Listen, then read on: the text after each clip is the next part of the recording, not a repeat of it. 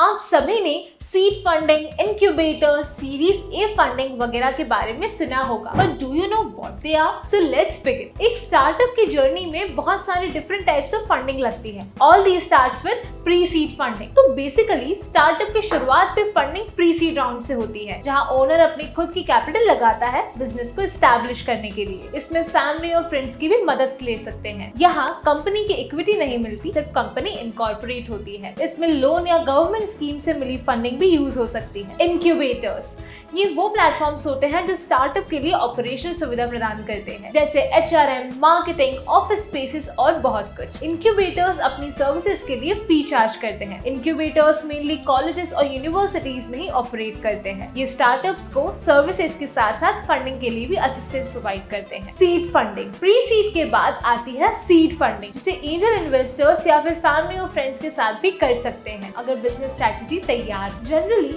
ये funding range करती है $10,000 से $2 मिलियन के बीच। सीड फंडिंग किसी भी स्टार्टअप के लिए पहली ऑफिशियल फंडिंग होती है। इस राउंड में कंपनी की इक्विटी डिफाइन होती है और इन्वेस्टर्स को भी इक्विटी मिलती है। नेक्स्ट शुरू होती है series funding, series A funding. Series में ए वेंचर कैपिटल और बड़े इन्वेस्टर्स आते हैं जो बिजनेस मॉडल को डेवलप करने के लिए फंडिंग प्रोवाइड करते हैं। इसमें जनरली $2 मिलियन से लेकर $15 मिलियन तक रेज होते हैं। इस फंडिंग में इन्वेस्टर्स सिर्फ आइडियाज पर नहीं बल्कि कंपनी और फाउंडर के पोटेंशियल पर भी फोकस करते हैं।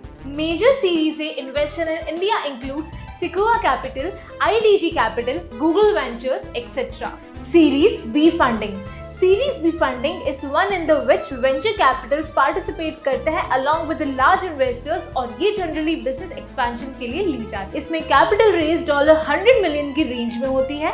इस फंडिंग राउंड में इन्वेस्टर्स कंपनी की प्रॉफिट जनरेटिंग पोटेंशियल देखते हैं। सीरीज सी फंडिंग, नेक्स्ट सीरीज सी फंडिंग बिजनेस स्केल अप करने के लिए लगने वाली कैपिटल के लिए होती है। इसमें कैपिटल रेज $100 मिलियन से ज्यादा की होती है। इस स्टेज तक स्टार्टअप सक्सेसफुल कंपनी बन चुके होते हैं जिनकी ब्रांड वैल्यू डेवलप होना शुरू हो जाती है। इस राउंड में इंटरेस्टेड अदर कंपनीज भी पार्टिसिपेट करती हैं जो स्टार्टअप को अपने खुद के बिजनेस के साथ फ्यूचर में अलाइन कर सकती है। ये जनरली फ्यूचर पार्टनरशिप डेवलप करने के लिए की जाती है। Series D and E funding, last में सीरीज डी और सीरीज एफ आती है जो ब्रांड डेवलपमेंट के लिए कैपिटल रेज करने के लिए होती है। इनकी रेंज भी $100 मिलियन से ज्यादा होती है।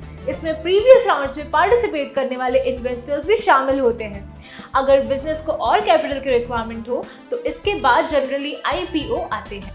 पॉइंट टू रिमेंबर इसकी, ये जो डिफरेंट सीरीज फंडिंग राउंड्स है कोई डेफिनेट मॉडल नहीं है और इनकी स्पेसिफिकेशन सिचुएशन के हिसाब से चेंज होती रहती है। बिजनेस अपने रिक्वायरमेंट्स के हिसाब से ही सीरीज डी या ई के बाद IPO लेकर जाती है।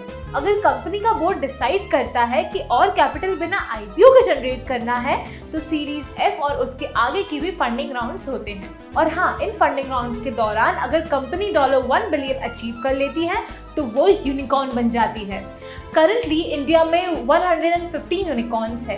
तो नेक्स्ट टाइम जब भी आप स्टार्टअप के बारे में सोचिए तो just remember the different funding rounds and plan them accordingly. See you in the next video. Thanks for watching.